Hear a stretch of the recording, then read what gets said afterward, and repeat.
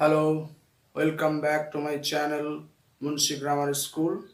আজকে আমি তোমাদের সামনে হাজির হয়েছি নতুন একটি টপিক নিয়ে।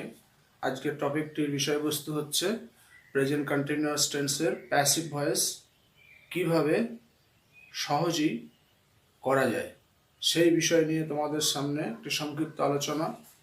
তোমরা মন দিয়ে আলোচনাটি শুনবে, তাহলেই প্রেজেন্ট কন্টিনিউয়াস টেন্সের প্যাসিভ ভয়েস কীভাবে করতে হয় সেটা তোমরা বুঝে যাবে। এবং তার সঙ্গে সঙ্গে এই টেন্সের প্যাসিভ ভয়েস করার একটি সহজ ট্রিক বা কৌশল তোমাদেরকে দেব।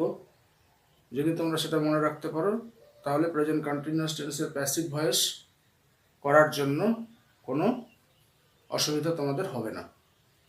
তো চলো আমরা মূল আলোচনায় চলে যাই। দেখো, আমি এখানে লিখেছি voice change of present continuous tense. তো নোট লিখেছি, সেখানে কি বলা হচ্ছে যে প্রেজেন্ট কন্টিনিউয়াস টেন্সের এই প্যাসিভ করার জন্য প্রথমে যে অবজেক্টটা থাকবে তাকে সাবজেক্টের জায়গায় বসাতে হবে। আমি অবজেক্টে লিখেছি, এই জন্য অবজেক্টটা সাবজেক্টে চলে আসবে। তারপরে এখানে যে তিনটি অক্সিলারি ভার্বের দরকার হয় সেটা হলো is being, am being, are being. তারপরে যে ভার্বটা থাকবে প্রেজেন্ট কন্টিনিউয়াস টেন্সে তার V3 ফর্ম অর্থাৎ থার্ড ফর্ম আমরা নিয়ে নেব, যাকে আমরা পাস্ট পার্টিসিপল ফর্ম বলে থাকি। তারপরে এটা বাই নেব, আর সাবজেক্টটা বাইয়ের পরে এসে বসবে। আর আমরা তো এগুলো নিশ্চয়ই জানি যে সাবজেক্ট যখন বাইয়ের পরে আসবে, যদি প্রোনাউন থাকে তার পরিবর্তনগুলো এইভাবে হয়। আই থাকলে মি হয়, হি থাকলে হিম হয়, সি থাকলে হার হয়, দে থাকলে দেম হয়, উই থাকলে আস হয়, ইউ থাকলে ইউই থাকে। এইভাবে পরিবর্তনগুলো আমরা করি। অন্যান্য সাবজেক্টের ক্ষেত্রে কোনো পরিবর্তন হবে না, বাইয়ের পর সেটা এসে বসে যাবে। তো দেখো, আমি এখানে একটি সেন্টেন্স লিখেছি, হি ইজ ইটিং রাইস। তো আমরা নিশ্চয়ই জানি প্রেজেন্ট কন্টিনিউয়াস টেন্স কেমন না। প্রেজেন্ট কন্টিনিউয়াস টেন্সে একটা অক্সিলারি ভার্ব লাগে ইজ, অ্যাম, আর যে ভার্বটা থাকে তার সঙ্গে সবসময় আইএনজি যোগ করতে হয়। তো এই ফর্মেশনটা থাকলে অবশ্যই আমাদের বুঝতে হবে এটা প্রেজেন্ট কন্টিনিউয়াস টেন্সে আছে। তাহলে প্রেজেন্ট কন্টিনিউয়াস টেন্স সম্পর্কে আমরা বুঝলাম যে সাবজেক্টের পর যদি ইজ, অ্যাম, আর মেন ভার্বের সঙ্গে আইএনজি যোগ থাকে তাহলে সেটাকে আমরা প্রেজেন্ট কন্টিনিউয়াস বলবো। তো আমরা পেয়ে গেছি এটা প্রেজেন্ট কন্টিনিউয়াস। তো প্রেজেন্ট কন্টিনিউয়াসের এখানে অবজেক্ট কে আছে না, রাইস। তো রাইসটাকে আমি সাবজেক্টে নিয়ে নিলাম। প্রথম যে সূত্রটা সেটা আমরা পূরণ করলাম। তারপরে আমাদের সেকেন্ড যে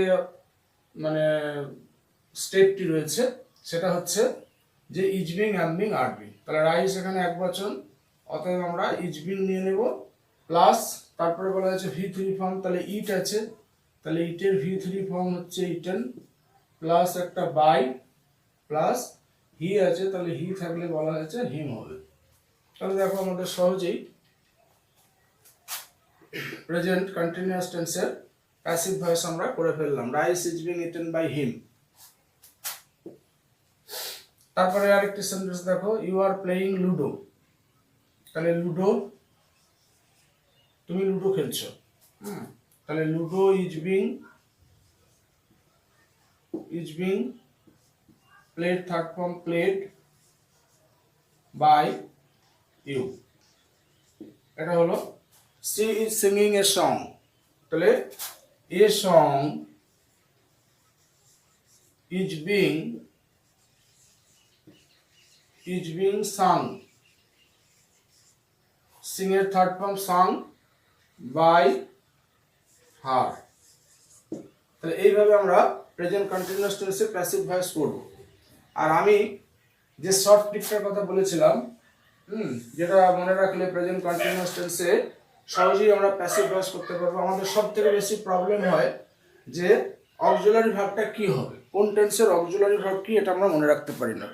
তো প্রেজেন্ট কন্টিনিউয়াস টেন্সের অক্সিলারি ভার্ব মনে রাখার শর্ট একটা ট্রিক আমি বলে দিচ্ছি, খুব সহজেই তোমরা এটা করে নিতে পারবে। তো সেটা হচ্ছে যে প্রেজেন্ট কন্টিনিউয়াস টেন্সে ইজ, অ্যাম, আর এটা তো আমাদের থাকেই, তাহলে প্যাসিভ করার সময় তো সেটা থেকে যাবে। ইজ অ্যাম আর কর্তা অনুযায়ী থেকে যাবে। আর কি করব আমরা না, যে কোনো কন্টিনিউয়াস টেন্সের প্যাসিভ ভয়েস করতে গেলে তার সঙ্গে আমরা এই বিং কথাটা যোগ করে নেব।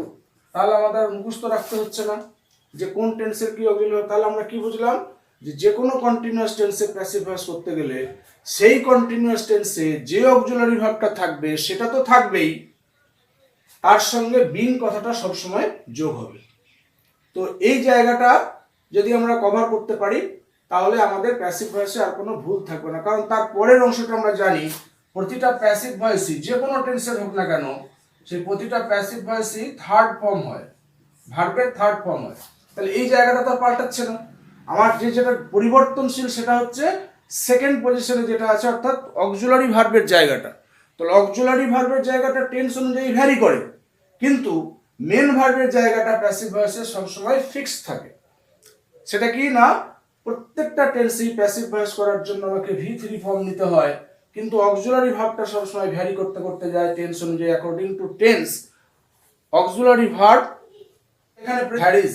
তো সেই জায়গাটা আমাদের কন্টিনিউয়াস টেন্স আমরা কি পাবো না, ইজ অ্যাম আর যেটা থাকবে সেটা অ্যাক্টিভ ভয়েস ইজ অ্যাম আর থাকে, তার সঙ্গে বিংটা নেব। যদি পাস্ট কন্টিনিউয়াস করি তাহলে সেখানে দেখা যাবে যে ওয়াজ ওয়ার থাকবে, তো ওয়াজ ওয়ার যেটা থাকবে সেটা প্লাস তার সঙ্গে বিং নেব। যদি ফিউচার কন্টিনিউয়াস থাকে সেখানে শ্যাল বি উইল বি থাকে অ্যাক্টিভ ভয়েসে, তো সেখানে আমরা প্যাসিভ ভয়েস করতে গিয়ে কি নেব, শুধু বিংটা নেব। তাহলে আমরা এই তিনটে কন্টিনিউয়াসের অক্সিলারি ভার্ব সম্পর্কে একেবারে শিওর হয়ে গেলাম যে যেটা থাকবে সেটা সেই টেন্সের যে অক্সিলারি ভার্ব সেটা প্লাস হচ্ছে তার সঙ্গে বিং যোগ হবে। কিন্তু প্রত্যেকটা টেন্সেই 3 নম্বর যে পজিশন অর্থাৎ 3 নম্বর যে স্টেপ, সেখানে কিন্তু যে ভার্বটা সেখানে থাকবে সেই কন্টিনিউয়াস টেন্সে তার V3 ফর্ম নিলেই হয়ে যাবে।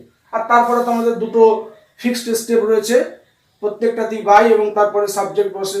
তাহলে এইভাবে আমরা খুব সহজেই যে কোনো কন্টিনিউয়াস টেন্সের প্যাসিভ ভয়েস করতে